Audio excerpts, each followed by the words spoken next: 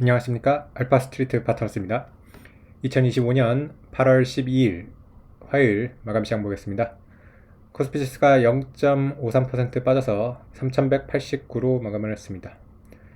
결국 오늘 하락했네요.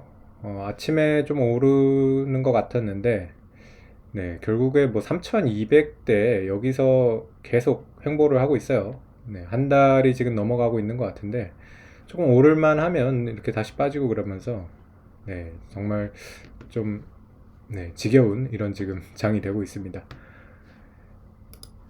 일단 어제 미국 시장부터 보시면 미국 시장 조금 하락했습니다. 나스닥이 0.3% 빠졌고요. 다우지수는 0.45% 이렇게 하락을 했습니다. 미국 시장도 뭐 S&P 6,400 정도에서 막혀 있는 그런 모습이고요. 여기서 더 올라가기는 쉽지 않은 그런 모습을 보여주고 있습니다. 오늘 밤에 뭐 CPI가 발표되다 보니까 또 그런 이런 중요한 지표 발표를 앞두고서는 시장이 그렇게 잘 움직이려고 하지 않는 것 같아요. 그래서 오늘 밤에 나오는 지표를 보고서 또 판단을 할 것 같습니다. 어제 주요 종목 보시면 대부분 조금씩 하락을 했는데 테슬라만 상승한 게 좀 눈에 띄었어요.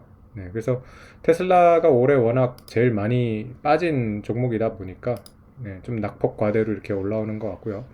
어제 올라와서도 지금 보면 M7 중에서는 테슬라 가장 저조하죠. 올해 마이너스 16% 지금 하락한 테슬라입니다. 그러니까 어제 그래도 혼자 올라와가지고 한 2.8% 이렇게 올라왔는데 16%가 더 올라와야지 올해 이제 겨우 본전되는 거거든요. 그러다 보니까 테슬라는 좀 앞으로도 더 많이 올라야 될 것 같습니다. 뭐 전체적으로 좀 약하긴 했는데 뭐 그렇다고 뭐 그렇게 크게 하락한 건 아니고요. 약간 약보합 정도 이렇게 됐습니다. 만약에 뭐 물가지수가 괜찮게 나오면 다시 또 골디락스로 이렇게 야금야금 올라오지 않을까 그렇게 생각이 돼요. 일단은 지금 미국 기업들 실적 발표 나오는 것들 보면 실적이 잘 나와요. 그래서 실적이 만약에 꺾이거나 그러면 좀 뭐 주가가 크게 조정을 받을 수도 있는 건데 실적이 잘 나오다 보니까 그렇게 지금 빠지기도 쉽지 않은 그런 상황인 것 같습니다. 마이크론 같은 경우는 또 매출 전망을 좋게 얘기를 하면서 올랐거든요. 4%가 올라가지고 사실 오늘 우리 시장도 그래서 반도체가 좀 오르지 않을까 생각을 했는데 오히려 좀 마이크론이랑 엇갈리는 경우도 많았던 것 같아요. 오늘도 보면 마이크론 오른 거를 따라가듯 하다가 우리는 상승폭을 다 되돌렸거든요. 그래서 좀 아쉽긴 한데 어쨌든 뭐 미국도 보면 마이크론도 그래도 괜찮은 지금 주가고요. 그래서 반도체 이런 회사들은 전체적으로 다 괜찮은 것 같고요. 뭐 좀 많이 올랐던 팔란티어가 어제 뭐 2% 정도 좀 조정받았고 뭐 다른 섹터들 보시면 뭐 대체적으로 다 변동폭이 없었습니다. 뭐 필수 소비재 쪽이 약간 상승하는 그런 모습이었고 일라이릴리도 약간 반등하는 그런 모습이었습니다. 일라이릴리 뭐 반등해봤자 지금 저번에 워낙 빠진 게 많아가지고 여전히 지금 600달러 초반대 뭐 그 정도밖에 안 됩니다. 오늘 시장 보면 니케이가 좀 상승한 게 많이 눈에 띄었어요. 니케이가 장중에 뭐 거의 2.5%도 넘게 올랐고요. 장중 고가 보시면 43,000이거든요. 사상 최고치 경신을 했습니다. 니케이가 4만 선에 올라간 다음에 굉장히 조용했거든요. 그래서 약간 빈집털이 느낌으로 이렇게 조용하던 증시가 지금 이렇게 고점을 뚫어내는 그런 모습입니다. 이 4만 한 2천에서 몇 번을 부딪혔어요. 보시면 이때도 한번 여기서 이제 막혔고요. 4만 1000대 정도에서 막혔었네요. 그래서 올해 보면 3월 달이죠. 3월 달에 한번 막히고 7월 네. 이거 작년이죠. 작년 3월 달 그리고 작년 7월 달 이렇게 4만 한 1000대 이렇게 막혔는데 요번에 세 번째 어떻게 보면 트라이를 한 거거든요. 그러면서 이번에는 이렇게 뚫어내는 그런 모습이었습니다. 일본 증시 같은 경우는 사실 옛날에는 정말 안 좋았거든요. 근데 지금은 증시가 많이 선진화 돼가지고 니케이가 장기 우상향을 하는 그런 모습을 좀 보여주지 않을까 그렇게 생각이 돼요. 지금 보시면 진짜 예전에 비해서는 굉장히 많이 올라왔거든요. 보면 2016년 이때만 해도 뭐 15,000선이었으니까 지금 거의 3배 가까이 이렇게 올라온 그런 모습이에요. 10년에 지수가 한 3배 올라왔으니까 뭐 나쁘지 않죠. 네, 그러면서 지금 이렇게 월봉으로 봐도 꾸준히 고점을 높여가는 그런 모습이라서 니케이도 뭐 미국 증시보다 좋을지는 모르겠는데 나름 지금 우상향을 하고 있는 그런 증시가 아닌가 이렇게 생각이 됩니다.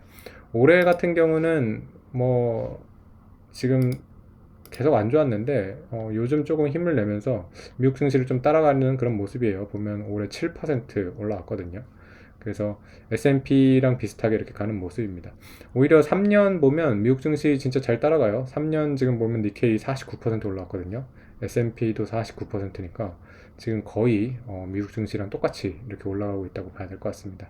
코스피가 3년을 보면 많이 안 좋죠. 니케이 49% 올라가는 동안에 코스피는 26%의 상승이니까 올해 코스피가 어마어마하게 좋기는 했지만은 좀 장기 이익을 봤을 때는 좀 많이 떨어지고 있는 그런 모습인 것 같습니다. 우리 시장은 아직 고점도 돌파를 못했으니까 좀 많이 답답하네요. 3,300을 가기가 좀 어려운 것 같아요. 3,200대에서 이렇게 계속 막혀가지고 한 달이 넘게 이렇게 되다 보니까 좀 지겨워지고 있는 그런 모습인 것 같습니다. 외국인이 뭐 좀 적극적으로 사주지는 않고 있어요. 오늘도 보면 600억 정도 이렇게 팔면서 외국인들도 뭐 3,200에서 방향성을 잡지를 못하고 있는 것 같고요. 오늘 우리 시장 처음에 좀 좋았는데 이렇게 좀 빠진 이유가 주도주들이 좀 빠졌어요. 보면 하나 에어로스페이스 3% 빠졌고요. 두산 에너빌리티도 5.6% 이렇게 하락을 했는데 이런 조선, 방산, 뭐 원자력, 네, 이런 데가 올해 계속 시장을 이끌어 왔는데 확실히 지금 좀 가격에 부딪히는 것 같아요. 두산 에너빌리티도 오늘 장중에 7만 원을 찍었는데 바로 네, 이렇게 매도가 나오면서 이 7만 원 뚫어내기가 굉장히 어려운 그런 모습으로 보이고요. 방산 같은 경우도 지금 하나 에어로스페이스도 이제 고점 대비 꽤 빠졌습니다. 103만 원까지 갔던 게 지금 이 정도 빠졌으니까 15% 이상 이렇게 조정을 받는 그런 모습이고요. 네. 그러다 보니까 이게 좀 불안감도 있죠. 이런 조선, 방산, 원자력 이런 주식들이 워낙 많이 저점에 비해서는 너무 많이 올랐기 때문에 이게 만약에 꺾이면 좀 크게 꺾이지 않을까라는 그런 불안감이 있어요. 네. 그러다 보니까 이렇게 좀 조정이 이렇게 나오기도 하는데 뭐 그거를 이겨낼 만한 실적 개선과 그리고 뭐 주주 환원 이런 거를 보여줘야 될 것 같아요. 그렇게 된다 그러면 뭐 다시 또 고점을 뚫을 수도 있겠지만은 밸류에이션이 워낙 지금 좀 비싼 그런 상황이라서 정말 실적 엄청 잘 나와야 될 것 같고요. 그리고 뭐 주주 환원도 굉장히 진짜 좀 예상을 뛰어넘는 그런 수준이 나와야지 뚫어낼 수 있을 것 같아서 확실히 고점 돌파가 쉽지는 않아 보입니다. 차라리 그런 이런 지금 섹터들보다는 좀 상대적으로 저평가된 섹터들을 좀 더 관심을 가져보는 게 좋을 것 같아요. 확실히 지금 뭐 은행주 이런 데는 뭐 올해 많이 오르긴 했어도 그래도 밸류에이션으로 봤을 때는 좀 부담이 덜 하거든요. 그래서 오늘 보면 뭐 은행주 같은 경우는 약간 상승하는 그런 모습이었습니다. KB금융이랑 신한지주 그리고 하나금융지주 다 1% 정도 이렇게 상승을 했는데 뭐 은행주도 저번 고점 대비로는 좀 지금 빠져 있는 그런 상황이라서 네, 매수해 볼 만한 그런 지금 뭐 가격이긴 하거든요. 근데 이제 은행주도 뭐 지금 만능은 아닌 게 약간 불안감이 하나 있죠. 왜냐면 은행 자체적인 뭐 주주 환원이나 이런 거는 의심할 여지가 없는데 이 정부에 너무 휘둘리다 보니까 만약에 정부에서 네, 금융 지주사들 이런 배당이나 자사주 소강 많이 하는 이런 기업들을 조금 탐탁지 않게 볼 수도 있거든요. 뭐 은행 이자 수익 같은 거를 계속해서 좀 안 좋게 이렇게 보고 있는데 사실은 지금 우리나라 은행의 이자 수입이 그렇게 비중이 높지 않거든요. 네, 그래서 어떻게 보면 조금 그냥 꼬투리를 잡는 걸 수도 있는데 근데 이런 것들이 실질적으로 이제 우리나라 금융 회사들 주가에 많이 영향을 줬기 때문에 그런 것들을 좀 고려를 해야 될 것 같습니다. 네. 그러다 보니까 지금 좀 확실히 뭐 맘 놓고 투자할 만한 그런 기업들은 잘 보이지가 않는 것 같고요. 네. 그래서 계속 뭐 글로벌 유동성이 좋기 때문에 3200에서는 좀 왔다 갔다 하고는 있는데 고점으로 돌파하기가 참 쉽지 않은 그런 모습인 것 같습니다.